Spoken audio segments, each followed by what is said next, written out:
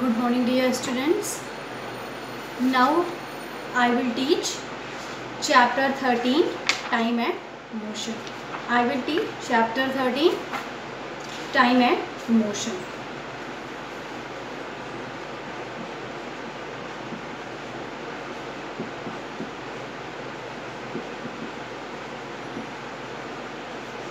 Time and Motion.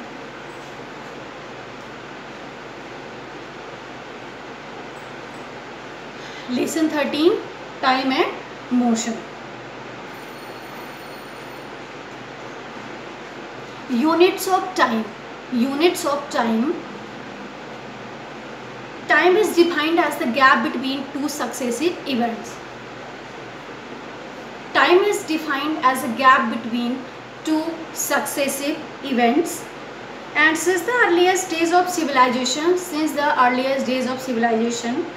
the gap between two successive noons is taken as unit of times and is called a day or a solar day.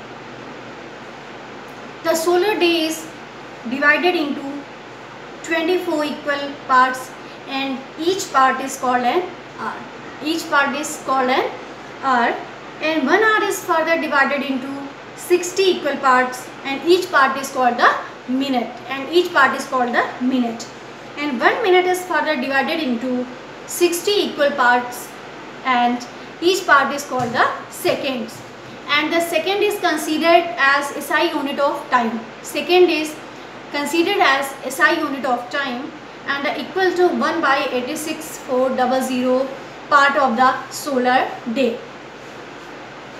Thus we can say that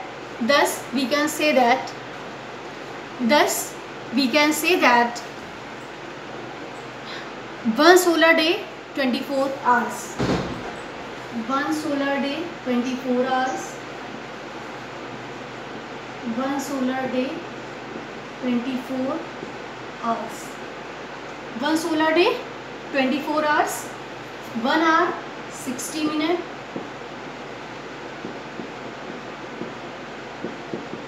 1 hour 60 minutes. 1 minute 60 seconds.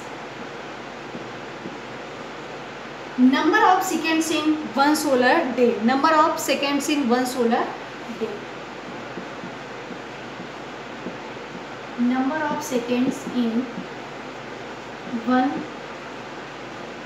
solar day is equal to 24 into 60 into 60 seconds.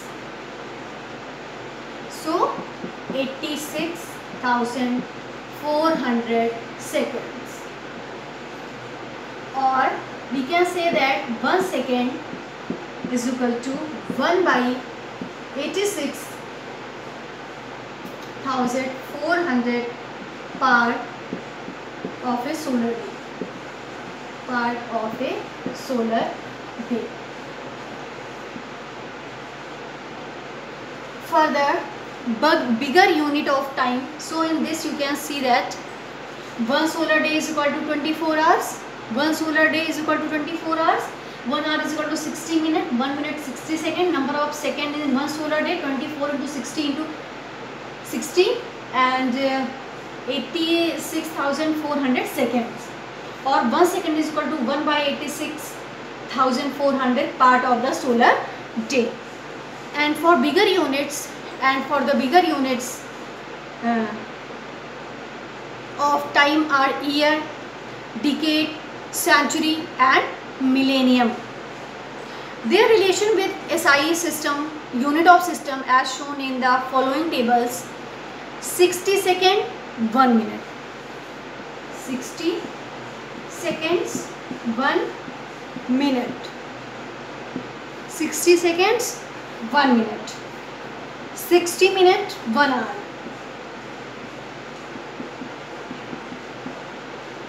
1 hour. 60 minutes, 1 hour.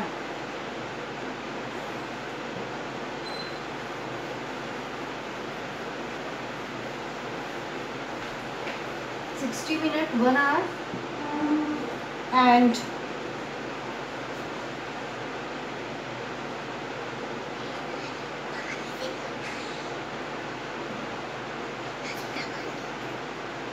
60 minutes 1 hour, 24 hours 1 solar day, 24 hours 1 solar day, 24 hours 1 solar day, 365 solar days 1 year, 365 solar days 1 year, 365 solar days 1 year, 10 years 1 decade, 10 years 1 decade, 10 years 1 decade, 10 decades 1 century, 10 decades means 100 years, 10 decades means 100 years, 1 century, 1 century, 10 centuries means 10 century means 1000 year, 10 century 1000 years is equal to 1 millennium, 1 millennium. Modern devices for measuring time, modern devices for measuring time. Having learned about units of time, we need to measure intervals of time which are much shorter than a day or an hour. Clock and watches are most common time measuring devices. All of them make use of some periodic motion. One of the most common periodic motion is that of simple pendulum. The motion of simple pendulum as in timing devices has an interesting story. Galileo Galilei 1564 to 1642 AD, a famous Italian scientist was one attending a service in a local church, and he noticed that a lamp suspended from the ceiling of the church was with a metallic chain was moving slowly from one side to the other side and was describing a periodic motion. He was surprised to note that his pulse beats the same number of times during an intervals in which the suspended lamp completes one oscillation. Suspended lamps completes one oscillation, and Galileo experimented with various kinds of pendulums and made the following conclusions. The pendulum of a given length always takes the same time to complete one oscillations, and the time period of the pendulum of given length is independent of the mass of bob, and the time period of a pendulum increases with the increase in length and decreases with the decrease in length of the pendulum. These observations led to the inventions of the pendulum clocks, or the clocks within were driven by the periodic motion of some other devices. Let us study the motion of simple pendulum in detail. When Galileo see them, they observe the following things. The pendulum of given length always takes the same time to complete one oscillation. It will take same time to complete one oscillations, and the time period of the pendulums of given length is independent mass of the bob. I will draw the diagram, then you can understand. And the time period of pendulum increases with the increase in the length and decreases with the decrease in the length of the pendulum. And this observation, what he observed, this observation led to the invention of pendulum clocks, or the clocks which were driven by the periodic motion of some other device. Let us study the motion of simple pendulum in detail. I will draw the diagram, then you can understand.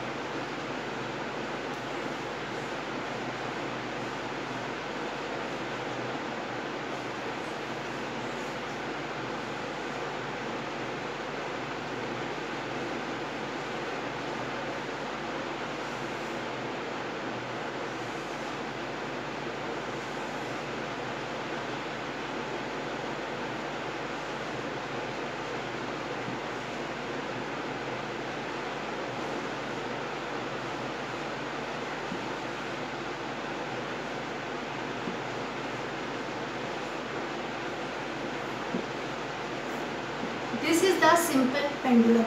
This diagram is the simple pendulum.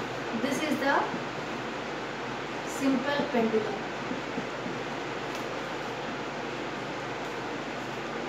And this is the oscillating pendulum. This diagram is the oscillating pendulum. Oscillating pendulum. Oscillating pendulum. A simple pendulum. This simple pendulum consists of small metallic ball called bob. A, that is called the bob. That is called the bob. Suspended from a rigid support O. This is the rigid support. This is the rigid support, that is called the O. Rigid support O. And by a light thread. This is the thread. This is thread in the rest position. In the rest position. And when the bob of the pendulum is taken to the position B and released gently, it begins to move to and fro about its mean position, and this to and fro motion of pendulum is oscillatory motion and periodic in nature.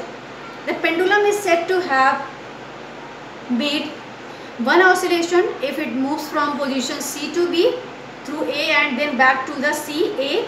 Alternately, if the pendulum moves one extreme position, say B, to the other extreme position, say C, and then back to the first extreme position, say B, then it is said to be complete one oscillation. When it will go here, then here, then here, then it will complete one oscillation.